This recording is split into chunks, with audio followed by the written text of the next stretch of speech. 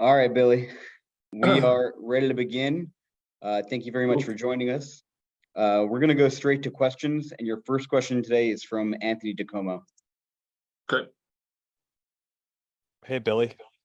Big picture, I guess. Can you just kind of run through, after trading Max Scherzer, Justin Verlander, and these other players, what your vision is now, both short and long term, for this organization? Yeah, I mean, kind of talked about this a little bit after the Scherzer move, and then with Justin. Given the place that we were in, we were just trying to be, strategic, and we wanted to see what opportunities exist on some of our players, and we had certain price points that we were looking for, and if those were met, we were going to execute it. And one of the goals here is just to kind of expedite the longer term, kind of the longer term goal. And I've talked a little bit about trying to manage both I'm getting a lot of feedback here. What do we got? A couple people in the same room. You guys hear that? There, that's way better. What I was saying is these allow us to kind of allocate a lot of our resources towards towards building that farm system, which is the ultimate goal. And you can kind of try to serve the major league team, and at some point when you're in the circumstances that we're in, you want to make the best of that situation. And so for us, that was seeing what opportunities exist and seeing if we could get impact talent. And I'm really excited about the acquisitions that we made, not only with the the guys that we got from Houston, but also in the other acquisitions, whether that was with Milwaukee or with Arizona, or with the Angels. And so we're just trying to restock and reload a farm system, and so you have to kind of go through a little bit of pain to get where we want to go. But I feel that the organization is making strides towards towards a better future. Tim Britton, you're up. Hey, Billy, Max Scherzer suggested that you told him that kind of the timeline for competitiveness here was more like 2025 and 2026. Is that an accurate view of how you look at it right now? So I'm not going to go into details. I think I said this after we ended up moving Max, that any of the conversations I had with him leading into his last start as a Met, and then any conversations that I'd had after, I just want to kind of honor the those conversations that we had, and I don't really want to talk about them publicly, but I know I did state with a lot of you when we were talking about it, that going into 2024, that we wouldn't have the same odds that we did maybe going into 2022 or 2023, kind of looking at like the preseason odds, whether you want to look at, some of the forecasting, platforms that go out, and The Athletic or Fangraphs or Baseball Prospectus, or even if you want to look at what the, sports books in Vegas are saying the Major League Baseball over-unders are. But I had articulated that going into 2024, we don't see ourselves we'll having the same odds that we did in 2022, 2023, but we will field a competitive team in 2024. And so, now is a time where we start to think about what opportunities can exist in the wintertime, what kind of resources that we'll have at our disposal, and put our best foot forward. But to get to the sustainability that we always talk about, we were going to have to do that organically. And there's lots of ways to do that, and I think some of the more traditional ways have been when teams have, for lack of a better word, tanked and put themselves up at the top of the draft, the amateur draft order every single year. Well, that can take 5, 6, 7 years to do. And we don't want to endure that. And we don't think you have to endure long stretches of that in order to build something sustainable. So that's ultimately where our goal is to build to that sustainability. But but like I said, we won't have the same odds in 2024, but we'll put together a competitive team. Tyler Kepner, you're up. Yeah, Billy, I don't know why my camera's not working, but when you look back at when you kind of self-assess what happened this year, to put you in this position, what do you come up with? I mean, the roster looked really good, and here you are. What happened in your mind? Yeah, clearly the season didn't work out as planned. Right? There was high expectations. And like you said just now, Tyler, I mean, it looked good on paper, but it didn't translate to consistent wins. We've talked about the impact of Edwin, and everybody knows it. It shortened the bullpen. It took our highest leverage reliever and really compromised things. And then with David Robertson stepping up and doing a great job in that role, I mean, that would have looked a lot prettier if that would have been in the 8th inning. With what Brooks has done and Adam, there would have been some leverage guys to go to there. But that had moments where it wasn't firing on all cylinders, but so is the starting pitching, and so is the offense. And so felt like every single component has had a time where it wasn't at the best version of itself, or maybe at its accustomed level. And so that started to kind of compound and put us in a tough spot. But I don't think anybody really forecasted that this is where we would be at the deadline. And so we want to make the best of the circumstances. We didn't want to be saying goodbye to talented players and great guys and great families that I've gotten to know, and they're great teammates. But we weren't banking enough wins, and we had to accept that reality and kind of make the best of the circumstances. And so that's what we executed over the last number of days. Tim Mealy. Hi, Billy. Pete Alonso spoke the other day and was saying that, he had to briefly consider himself and, might he go in a trade? Given that he has one more year of team control left, where does he fit into the kind of longer term vision you have for the organization? We love having Pete here. As far as what goes beyond his last year of control, I mean, I'm going to keep those kind of conversations internal in between myself and Pete. But he's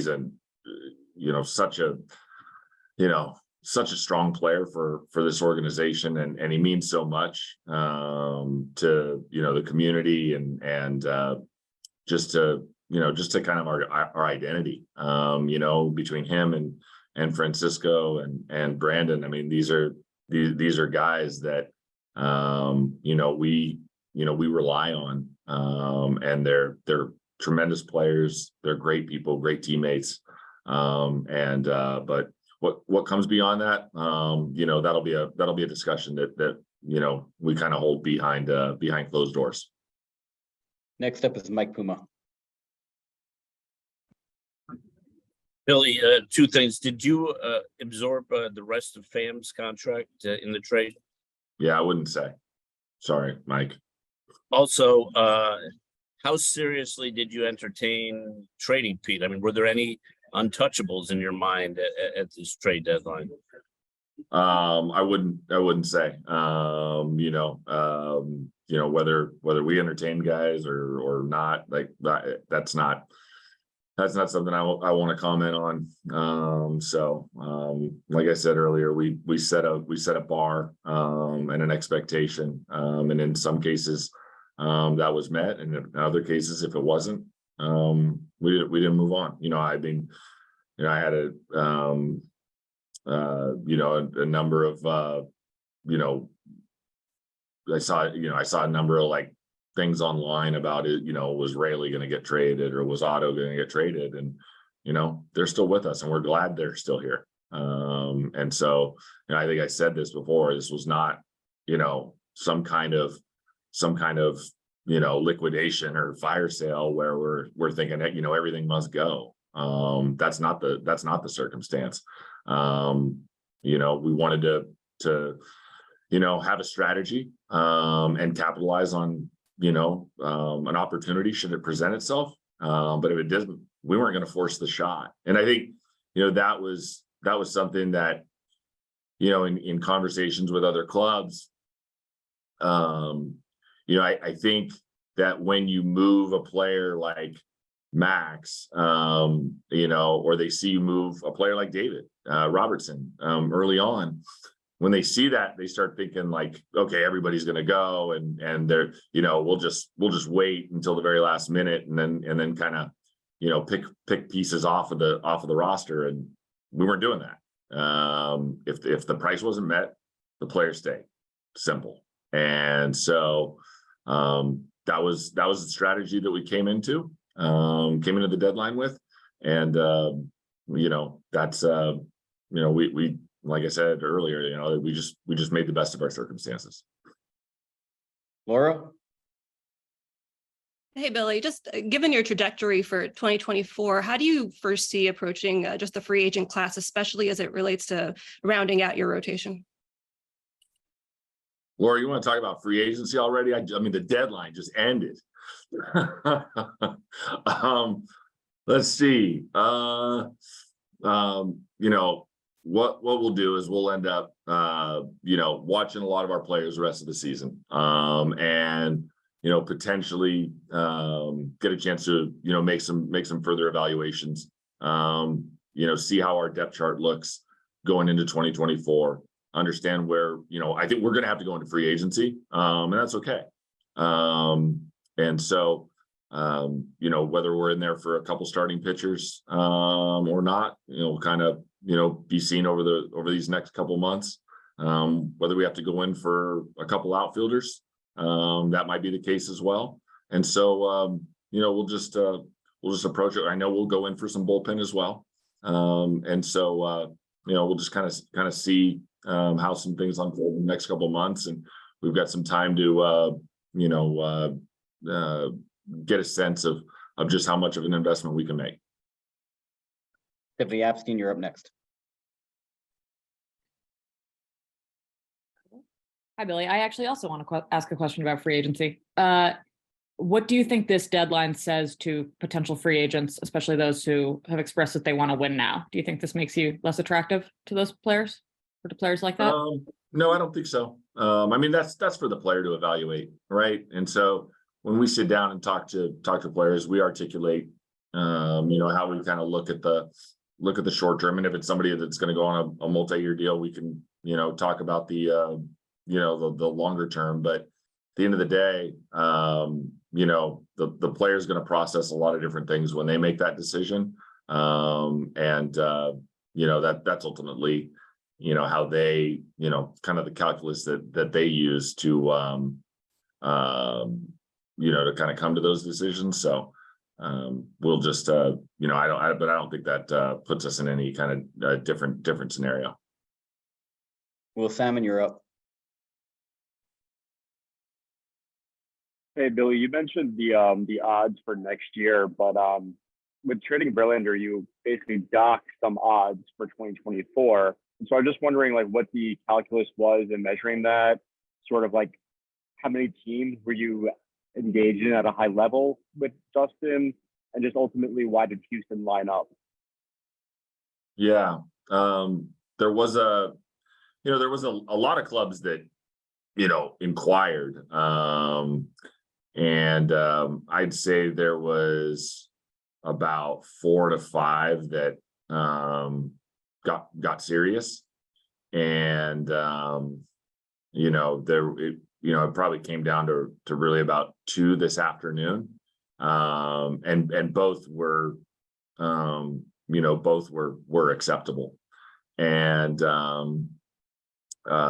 we ultimately were able to get a pretty well-known name in Drew Gilbert, high draft pick, notable player from Tennessee, left-handed bat, plays a premium position, run, field, throw, understands the strike zone. He's a relentless player. I think people are gonna really enjoy watching this guy play. I think it plays a little bit with his hair on fire.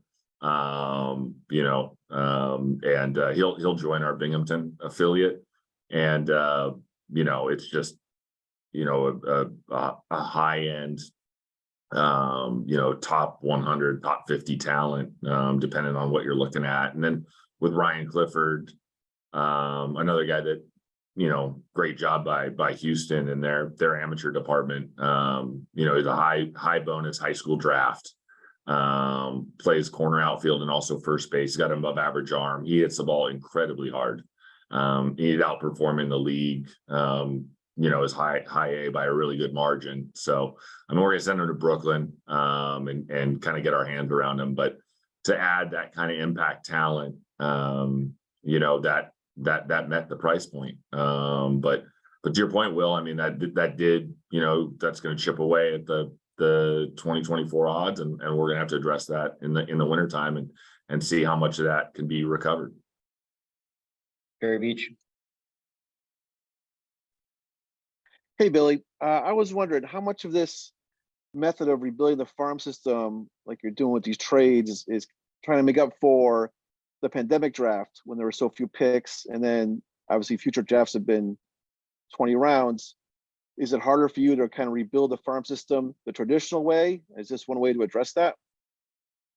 Yeah, I mean, this is an avenue to do it. And I think I talked the other day about repurposing a little bit of Steve's investment in the club. If we can deploy some of those resources and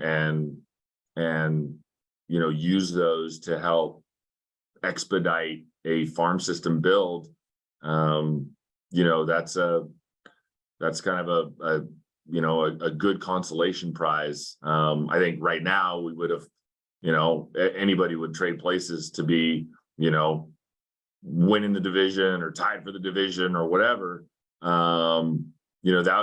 That's where we would rather been. But these are our circumstances. And so if we can expedite that and really just enhance the farm system top to bottom, I think we had to look at that. And that was something that Steve and myself and my team, who did a lot of the heavy lifting during this deadline. That's something that we talked to Steve about, and as a potential opportunity. And we got to this point, and kind of made the best of the circumstances. Back to Tim. Hey, Billy, Pete this afternoon said he hadn't talked to the front office in a little bit. I'm just wondering if you talked to him about kind of the long-term vision that you have for the organization yet, and whether that's a priority or not.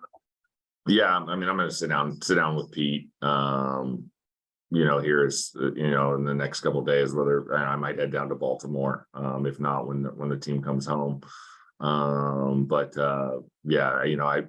was talking a little bit with Pete's agent, but yeah, I'm going to have another conversation, but that'll be something I keep between us. Probably not shocking to hear that, right, Tim? All right, Billy, thank you very much for taking the time today. We appreciate it. All right, see y'all.